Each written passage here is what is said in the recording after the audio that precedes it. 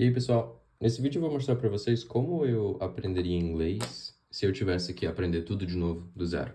Que é basicamente o que vai acontecer nos próximos dias. Finalmente estou de volta ao Brasil. Fiquei a semana passada toda sem gravar vídeos por causa da viagem e revendo a família e tudo mais. Não tinha como se concentrar nisso. Mas eu queria muito agradecer a vocês. Vocês deixaram comentários maravilhosos em todos os vídeos. O canal cresceu muito e eu gosto muito de ler todos os comentários de vocês.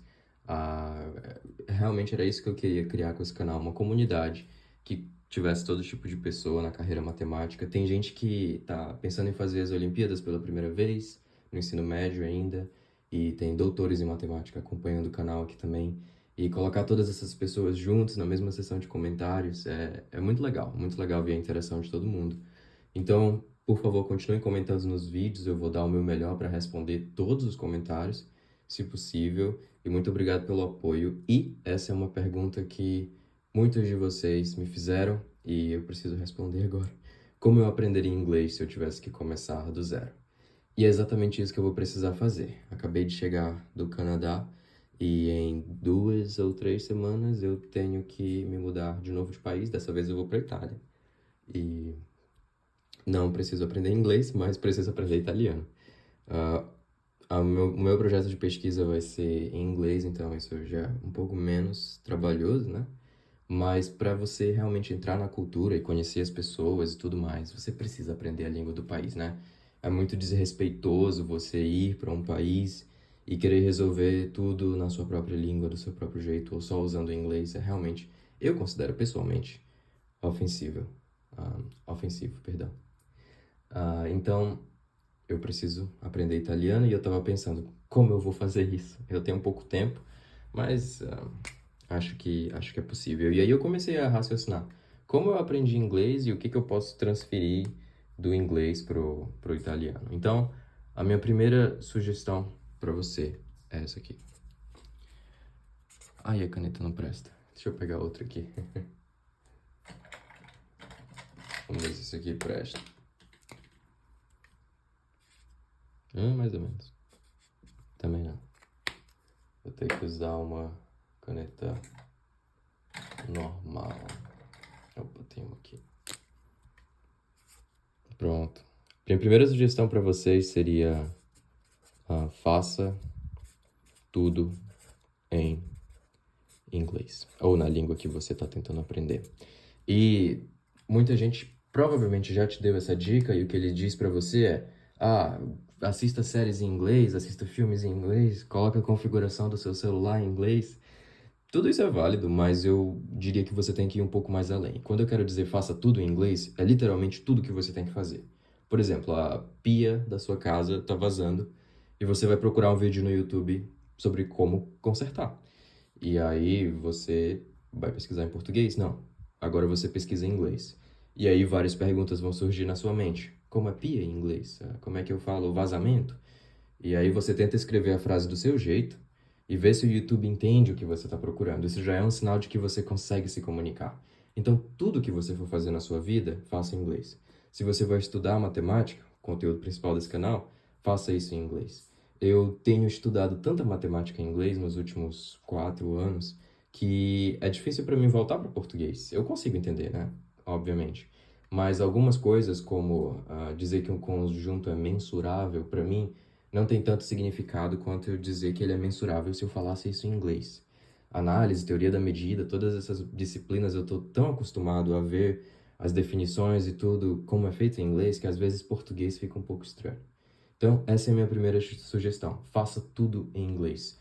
Desde como consertar a pia da sua casa, até estudar, até dar direções ou qualquer coisa. Tudo que você tiver que fazer na sua vida, tente fazer em inglês.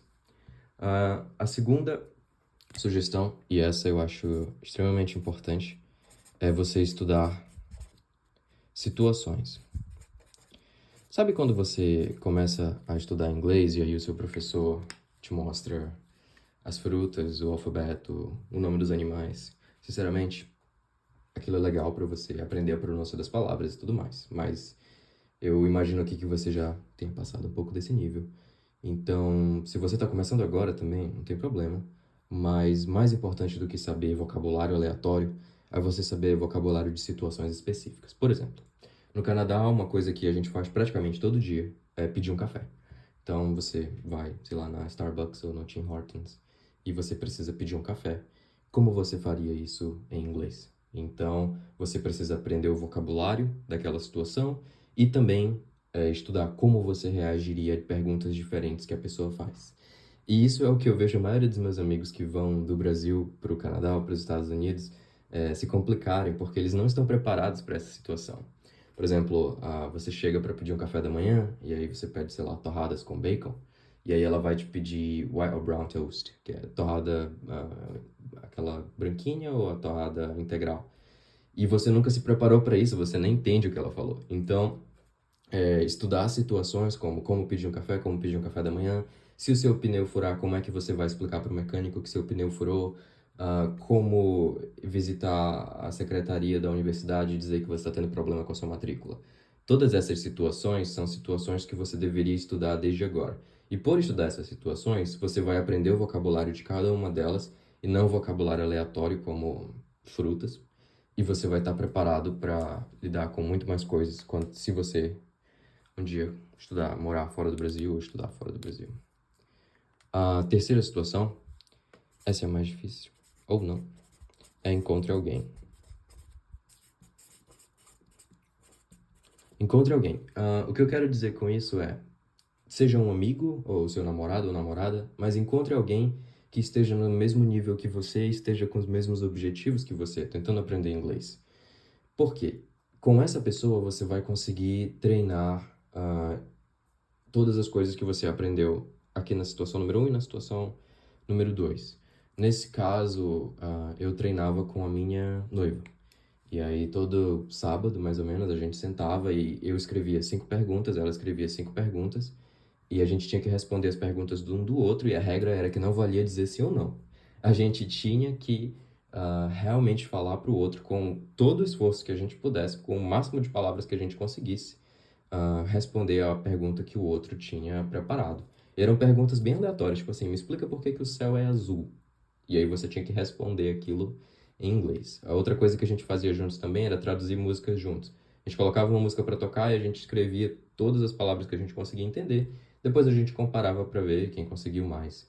E só de conviver com aquela pessoa e tentar fazer tudo que vocês puderem em inglês vai te ajudar demais.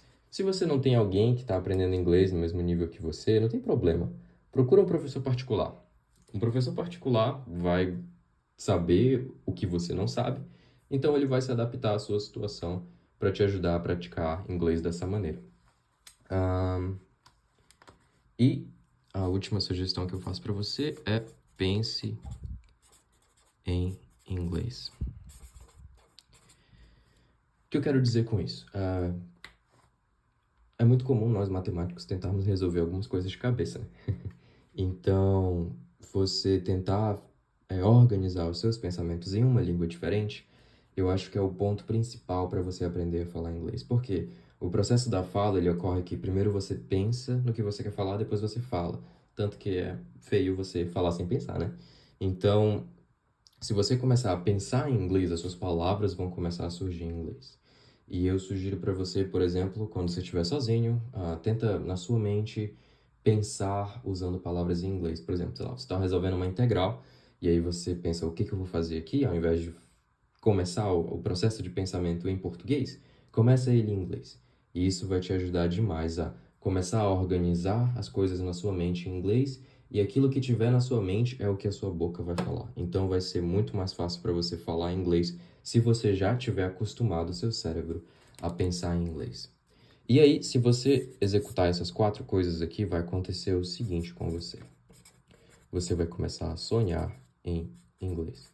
Eu sei, não, parece frase motivacional, mas não é não.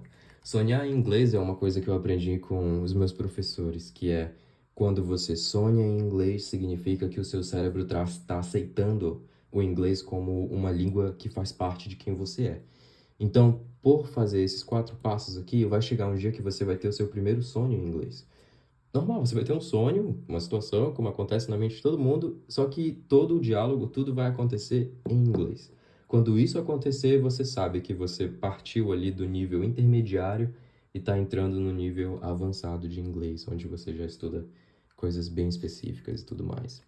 E se isso aconteceu com você já, parabéns, mas se ainda não aconteceu, se você seguir esses 4 passos aqui, eu tenho certeza que um dia você vai sonhar em inglês, você vai lembrar desse vídeo e aí volta aqui para me dizer qual foi o seu sonho.